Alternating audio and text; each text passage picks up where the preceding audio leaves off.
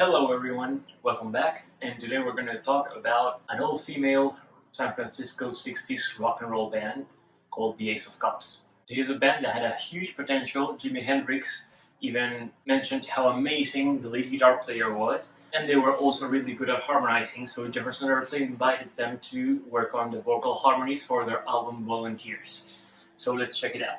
It all starts when two outsiders, the girls who moved into San Francisco in the early 60s. Mary Gannon, the bass player, and the piano player, Marla Hunt, they started working on different musical projects. They met and they decided, hey, it would be a very good idea to have an all-girl rock and roll band. The next player is Mary Ellen Simpson, the lead guitar player, and she was also an outsider who moved to San Francisco and came to meet bass and piano. So they had a trio now. And the next piece was Diane Vitalich, which is my favorite member of this band, the drummer, and she had already performed as a drummer with different rock and roll bands, so she was very experienced and she was very happy to join in the new project. And the last member to join was actually the main character, like the leader of the band, Denise Kaufman, who was the guitar player and sort of lead vocalist. But as I said, every single member of the band, except for Vitalich, the drummer, would sing lead on any songs, but they would all harmonize together, even the drummer. Of course, there was this whole very sexist element, which is that all the girls were kind of very beautiful. So they were visually a very good act, and also they were musically very innovative. They were really cool, and they were really an outstanding representative of the whole 60s psychedelic rock movement in San Francisco. So they became very well known very quick. They got a manager who was very excited to promote them, and that manager got a couple of offers from producers and record companies to record them, to have them sign into their companies, but the manager said, we are actually going huge, so what they are offering us right now is not what I think we could get the most, or what these girls deserve. The manager unfortunately got in a car accident, I think, and they had to change managers, and they had a second manager that was also the manager for Quicksilver Messenger Service. Although he did sign Quicksilver Messenger Service into a record company, he was still holding back the Ace of Cups because he thought this band was going to be huge. They were already very well known, so whatever they were offering them was not enough. The girls were already performing live The Matrix, Yellow and Dance Club, the Fillmore, and all the major places to perform when you were a very famous band back in the 60s. They were invited on TV shows to perform, and one of the peak moments in their career is that when Jimi Hendrix traveled to the US for a tour, he closed his whole tour in the US in San Francisco in a free concert at Golden Gate Park, and he personally decided to have the Ace of Cups open the show for him because he was amazed at the band, at the new sound they were creating. And that just shows us how big they were and how actually managers were sort of right when they did not want to sign them as any other San Francisco band because it was something special, different, and was already well renowned. After this Jimi Hendrix boost, the Ace of Cups started getting the same recognition as the biggest bands in San Francisco, like Jefferson Airplane and the Grateful Dead, and they started playing together, all these free bands hanging out and playing together on different shows. So they were not a small deal at all. The problem still was that the manager was not allowing them to sign anything because they deserved better. Around the late 60s, the girls started getting frustrated because they thought they were not being commercially successful enough, even though they were doing all this work and getting all this notice around San Francisco and from different bands. So that frustration led to internal conflicts, and then the problem changed because then a part of the group started pushing towards, let's get a record deal. But another part was already starting to think of family. Some of them had children or were pregnant, and they thought, I'm actually afraid of signing a contract with a record company that is going to make us tour. I don't want to tour outside of San Francisco because I don't want to leave my family. So that became sort of incompatible. And some of the members started questioning if they wanted to continue in the rock and roll band. By 1969, Jefferson Airplane invited them to perform backing vocals on two songs from the Volunteers album. Turn My Life Round is one of them, sung lead by Marty Balin, and The Farm, which I think is sung lead by Jorma Kaukonen. Oh no, it was actually Paul Kantner. They were also invited to perform vocals for the next albums. In Mike Bloomfield's It's Not Killing Me, and Nick Gravenites, My Labors. Nick Gravenites is the guy I know because he wrote a lot of songs that Janis Joplin covered because she was like really amazed about this guy. So they did have this whole recognition, at least by the part of the other bands, the other rock and roll bands in San Francisco. But in the end, this whole conflict within of signing we're not commercial enough, we should already be touring around the world and be known and everything, ended up making some of the members actually quit, and they were replaced by men. So the whole girl band concept was broken, and by 1972, the band was basically Dennis Kaufman and a bunch of dudes.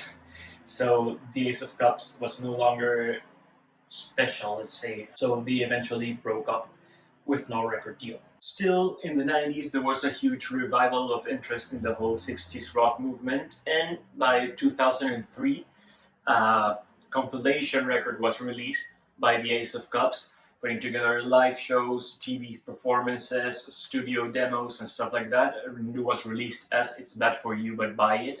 And I think that's an album that shows how cool they were. They were actually a really good band. They were working well together. The girls are all amazing instrumentalists. I think the keyboard player stands out very good. As I said before, Vitalic, the drummer, is just amazing. And the girls as songwriters were actually really good as well. And after the compilation was released, there was some interest again in the Ace of Cups. Of course, all the girls are now a bit older, but in 2016, the girls got all together and started working finally on their debut album, in which all the remaining members of important San Francisco bands like the Grateful Dead, Quicksilver Messenger Service, Jefferson Airplane, they all worked together either as contributing instruments or as producers, engineers, and stuff like that. And they released the album, which I haven't listened to, but maybe it's totally worth it. And then on 2020, they released their second album, which has basically the same lineup except for the piano player. The bass switched to be played by Dennis Kaufman, who no longer plays the guitar, and the former bass player is credited as playing claps. So I'm not sure what happened. I'm guessing when people get older, they kind of lose some abilities. I have no idea. But I'm happy they all are together and they worked very recently on another album, and they're probably looking forward to work on more projects, especially since the lineup is basically the same, which most 60s band cannot say because they're probably all dead. So when it comes to potential, we have every single sign that they were really good back in the day and that everybody wanted a piece of them and they got offers and they were so important that they could refuse them and keep being a part of the whole San Francisco circuit. So, and also that they were invited to perform in other huge bands' albums like the Volunteers album from Jefferson Airplane. So they were a big deal, and I think it would have been amazing to see what would have happened if they had accepted a record deal. I'm also very glad that the manager gave them the place and the importance they deserved and not accept just some random bullshit pay and contract by any record company. I think that's cool because that's just like I feel like the artist might feel protected or that's worth it, you know?